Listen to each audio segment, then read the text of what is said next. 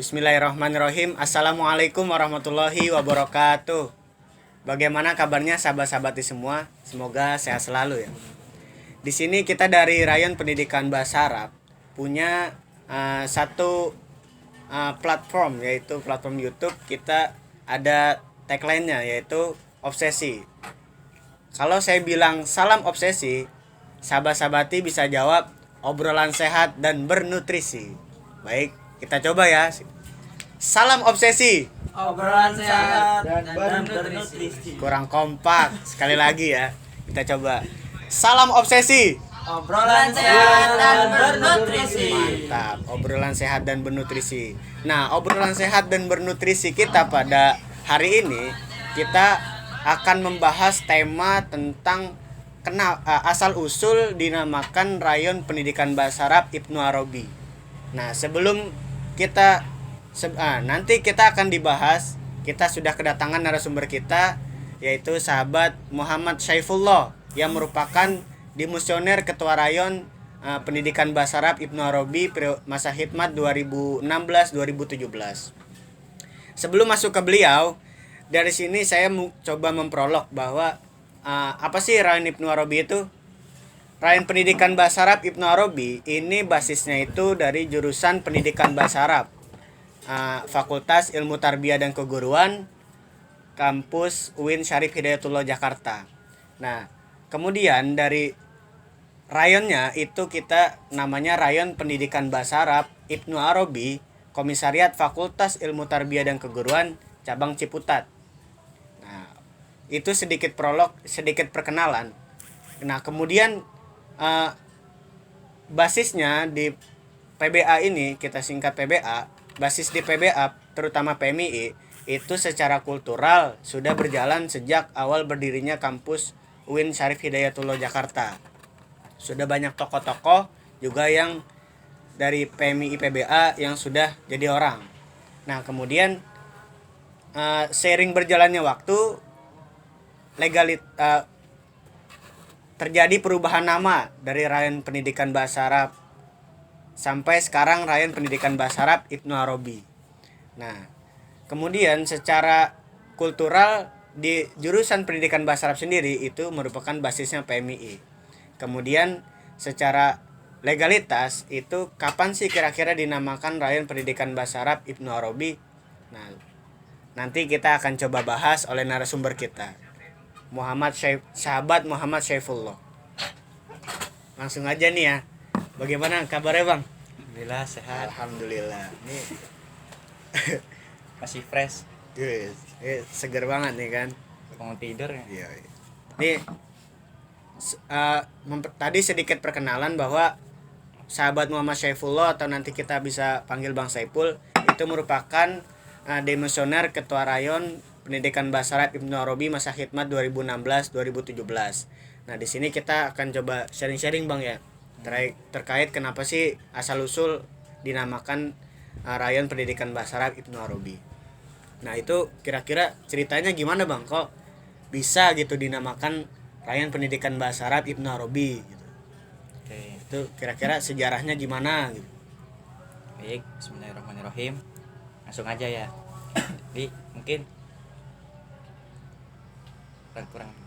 Jadi mungkin di sini tuh saya mewakili perwakilan kakak-kakak yang mungkin sebelumnya nih turut andil dalam penamaan nomenklatur Rayon PBA Ibnu Arabi ini. Jadi bukan berarti pematerinya saya terus saya mualifnya, saya pencetusnya bukan, muasisnya, pendirinya bukan.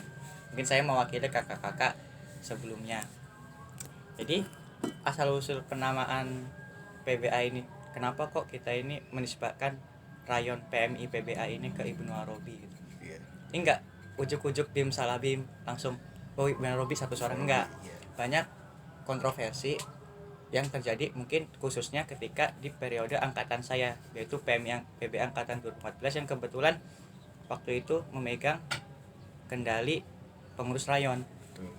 Jadi ketika saya ketua rayon PBA itu tahun 2016-2017, kebetulan salah satu kader PBA itu jadi ketua komisariat, Bang Jack. Di sisi lain kita itu punya wadah silaturahmi yang gede. ITLA gitu. Meskipun ITLA ini kan organisasi yang profesional, tidak memandang bendera gitu. Tapi alhamdulillah ya berkah silaturahmi ternyata ya kita nyambung secara ideologisnya. Sejarahnya gara-gara kita ini sering kumpul dengan anak-anak apa ya kampus lain yang notabene itu PMI juga backgroundnya, mereka itu cenderung aneh kenapa kok nomenklatur nama rayon dan komisariat di cabang Ciputat ini kok nama lembaga, padahal PMI ini nih beda dengan lembaga kampus. Jadi berdiri sendiri, punya ADART sendiri, punya GBHO sendiri, punya aturan sendiri. Nah itu saya mikir iya juga ya. Khususnya waktu itu saya ngobrol dengan anak PMI YIN Kediri, Rayon Sonampel, Rayon Senopati, Tum Rofik. Mungkin kalau nonton ntar ada Tum Rofik, ada Bang Didi juga, Win Jogja, sama dari anak Win Bandung. Beliau ngasih masukan. Kenapa nggak dicoba tuh niru kita, pakai kita itu nama rayonnya ini menisbahkan dengan tokoh-tokoh Islam. Bisa kita ini ada yang menisbahkan tokoh Islam, ada yang menisbahkan dengan teori yang dipakai oleh tokoh itu. Macam-macam lah, setidaknya tuh kita nggak pakai lembaga formal kampus. Misal komisariat fakultas ini gitu. Fakultas. Ya. Mikir kan mikir. Akhirnya waktu itu kita rapat terbatas tuh khususnya angkatan 2014. Sebut nama enggak apa? Mungkin perwakilan tuh ada saya, Pres Rizal, Bang Gofur sama Bang Fanil. Kita mikir apa nih nama yang cocok sekiranya nih biar rayon PBA ini nih bisa dikenal oleh teman-teman khususnya di PBA di lingkup UIN Jakarta dan umumnya nih di seluruh Indonesia. Soalnya kalau kita membranding rayon PBA ini terlalu umum.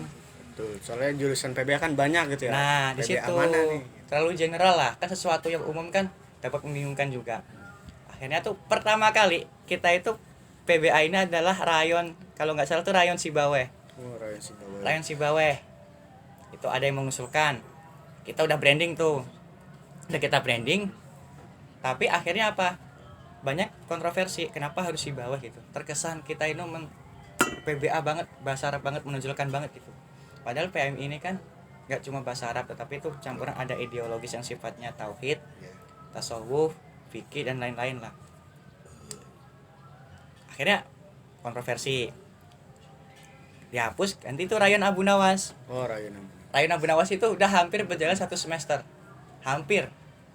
Tapi ternyata datang anak YIN Kediri main ke basecamp PBA UIN Jakarta bilang, "Loh, rayon Abu Nawas sudah dipakai." Udah dipakai. Di YIN Kediri. Dan itu dia itu makanya di rayon Tarbiyah Abu Nawas. Kalau tidak salah gitu. Akhirnya oh iya ya kan nggak mungkin kan dalam satu organisasi yang sama PMI ada dua organisasi yang sama, misal rayon Abu Nawas YIN Kediri UIN Jakarta kan aneh. Mikir lagi tuh lagi. Akhirnya teman angkatan tuh udah up semua, udahlah kita bingung, terserah ketua rayon. Akhirnya karena saya ketua rayon waktu itu, ya udah kita pakai rayon ini aja. Ada 2 waktu itu yang saya usulkan. Jadi karena mungkin corak pemikiran saya banyak terpengaruh oleh tasawuf ya, makanya memang sebuah organisasi ini tergantung oleh siapa ketuanya. Akhirnya mereka, kalau kalian mempercayakan ke saya, berarti pemikiran nanti organisasinya nggak jauh dengan pemikiran saya. Oh ya udah ngikut aja ya udah. Ada 2 nama yang saya saring, yaitu rayon Al Bustami menisbahkan ke Syekh Yazid Al Bustami. Yang kedua itu rayon Athoillah untuk menisbahkan kepada itu Musodif Alika Syekh bin Athoillah Sakandari. Itu berjalan. Akhirnya dipanggil senior. Kenapa kok rayon Ibnu Athoillah, rayon Bustami? Kita tuh bahasa Arab gitu. Kita itu bukan rayon tasawuf, jurusan tasawuf di Usuluddin gitu. Mikir lagi tuh. Langsung lah dipanggil tuh waktu itu sama Bang Idai. Coba pakai nama itu yang sekiranya itu tuh mempresentasikan anak bahasa Arab tapi itu juga kita tuh punya ciri khas sendiri, kita punya khosoi sendiri, kita punya karakteristik sendiri. Mikir karena kita umat Islam ada istikharah. Istikharah tuh Istikharah. ini namanya apa yang sekiranya nih kita ini bisa fleksibel, gerak untuk tajdidul fikroh, misal pembaharuan pemikiran bisa, tapi kita nggak melupakan yang namanya tuh amaliyah dari salaf. Mikir gitu. Nah pas banget waktu itu saya tuh ikut kajiannya tasawuf underground Pak Kiai Haji Ahlim Ambia, yang biasanya tuh saya sekali tuh waktu itu ikut kajian yang sama Nakpang di bawah kolong flyover Tebet. Nah beliau itu 2 minggu sekali tuh ngadain kajian di daerah Cirende. Saya ikut tuh waktu itu kajian Futuhul Makiyah, kitab itu Futuhul Makiyah. Ada salah satu pemikirannya yang menurut saya ini cocok, yaitu apa, wahdatul wujud. Nah dari situ Bahasa Indonesianya apa tuh? wahdatul wujud artinya itu penyatuan wujud. Dari sekian banyak wujud ternyata tuh intinya tuh cuma satu gitu. Nah mungkin dari situ muncul, saya mikir kenapa nggak Ibnu Arabi. Satu, kita ini menisbahkan kepada pemikiran beliau. Yang kedua, Ibnu Arabi ini saya nisbahkan kepada Arabiyah. Jadi saya Arabiyah ini saya berikan, kita ntar ada 2 perspektif. Perspektif pertama ini tokoh sufi, yang kedua ini identitas kita loh, Ibnu Arabi, anak bahasa Arab. Jadi Ibnu Arabi anak PBA, Ibnu Arabi. Itu tadi kan idofah, Ibnu Arabi. Dinisbatkannya ke anak bahasa Arab. Jadi ada 2 nih secara semantik ini nih. Anak bahasa Arab, tetapi kalau secara tokoh kita ngikutnya ke Syekh Muhyiddin Ibnu Arabi. Ya itu mungkin sedikit sejarahnya itu ya, karena nggak ujuk-ujuk dinamakan rayon pendidikan bahasa Arab Ibnu Arabi, tapi juga ada beberapa kontroversi dari penamaan ini, mulai dari tadi Sibawai ya, rayon Sibawai, terus rayon Abu Nawas, terus kepikiran juga tadi rayon sebelum Ibnu Arabi Al-Bustami sama Athaillah, Ibnu Athaillah. Nah akhirnya setelah melalui istikharah panjang lah ya, tajdidul fikroh ya.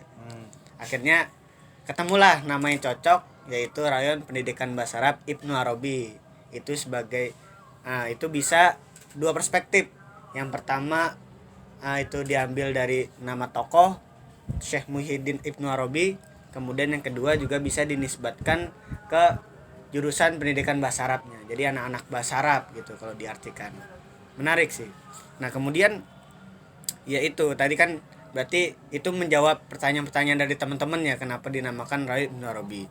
Nah kemudian siapa sih Bang sebenarnya Ibnu Arabi itu, kenapa gitu jadi ini kayaknya Ibnu Arabi nih yang cocok gitu. Nah kira-kira siapa sih itu Ibnu Arabi? Nah kemudian nilai-nilai apa yang bisa kita ambil gitu dari sosok tokoh Ibnu Arabi ini gitu, khususnya bagi kita warga pergerakan gitu ya.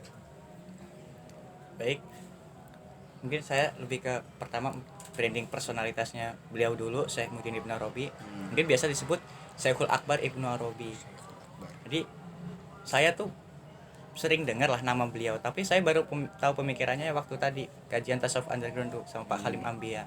Waktu itu kajian Futuhul Makiyah, beliau itu ternyata saya tahu beliau itu salah satu muridnya Ibnu Rushd, yang merupakan salah satu tokoh filsafat Islam juga. Kenapa kok beliau berguru sama Ibnu Rushd? Ternyata ada ada sejarah bahwa ternyata Ibnu Rushd ayah dari Syekh Ibnu Arabi dengan Ibnu Rushd ini satu pemikiran. Makanya ayahnya itu memberikan wasiat, ya udah kamu belajar aja sama Syekh Ibnu Rushd.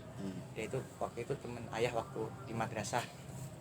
Karena seperti itu akhirnya cara pemikirannya Syekh Ibnu Arabi ini merupakan ibaratnya tuh janin dari Syekh Ibnu Rushd ini. Satu itu. Terus yang kedua pemikirannya. Jadi Syekh Ibnu Arabi ini nih menurut saya nih cocok dengan kondisi PBA di Ciputat saat ini, khususnya mungkin di tarbiyah ya. Dia saya Ibnu Arabi ini nih dengan pemikiran beliau yang menggabungkan antara filsafat yang ibarat itu rasionalitas, akhirnya beliau kesini tuh ke tasawuf. Bahkan Ibnu Taimiyah mencap bahwa Ibnu Arabi ini kafir gara-gara pemikiran beliau yang hampir-hampir merasionalisasikan bahwa semua keajaiban Tuhan itu bisa dikasih akal. Nah ini cocok nih dengan, maksud saya kondisi PBA sekarang ini sama nih, kita tuh kadang tuh sering bikin kontroversi lah. Saya Ibnu Arabi itu sering bikin kontroversi apa dengan ulama-ulama pada zamannya. Yang saya lihat ini PBA pun di Ciputat maupun di Tarbiyah sendiri itu kayak kita tuh bikin kontroversi sendiri gitu, meskipun kita nggak pernah ngerasa kontroversi ya, tapi kan seakan-akan kita tuh kayak terkonfrontir terus. Maksudnya kita ada apa tapi kok kayak tuh kita terdikotomikan. Kalau saya pribadi ya nggak tahu kan kalau sekarang, kalau waktu semasa kepengurusan saya tuh kelihatan banget lah, kok kelihatan banget PBA ini nih seperti ada kayak dosa yang nggak bisa terhapus. Jadi seakan-akan kita mau deket banget, tidak ada sekat-sekat antar rayon atau antar komisariat. Jadi seakan-akan tuh kita tuh punya apa ya, bayangan hitam yang nggak bisa dihilangkan. Dosa apa gitu? Oh ya udahlah, saya biar nggak fokus ke titik hitam itu, jalan aja. Yang penting kita punya keyakinan bahwa apa yang kita jalin benar, lanjutin. Itu pesan dari Ibnu Arabi. Maka Ibnu Arabi ketika dicap kafir sama Ibnu Taimiyah, oh karena Ibnu Taimiyah itu nggak tahu aja. Logika ini nih, akal ini tuh cuma untuk wasilah bukan goyah. Ternyata Ibnu Taimiyah ini nih belum tabayun. Akhirnya suatu saat sebelum Ibnu Taimiyah wafat itu, akhirnya beliau datang ke Ibnu Arabi, tabayun pemikiran beliau yang ada 3. Yang pertama itu wahdatul wujud, ada ini namanya dunia alam malakut, alam imajinasi. Yang ketiga itu konsep insanul kamil, manusia yang sempurna. Nah dari 3 ini nanti adalah salah satu pemikiran yang menurut saya menjadi corak kaderisasi di PBA. Berarti dari 3 pemikiran beliau nih, sosok tokoh Ibnu Arabi ini, yang pertama wahdatul wujud, yang kedua alam malakut, terus yang ketiga insanun kamil.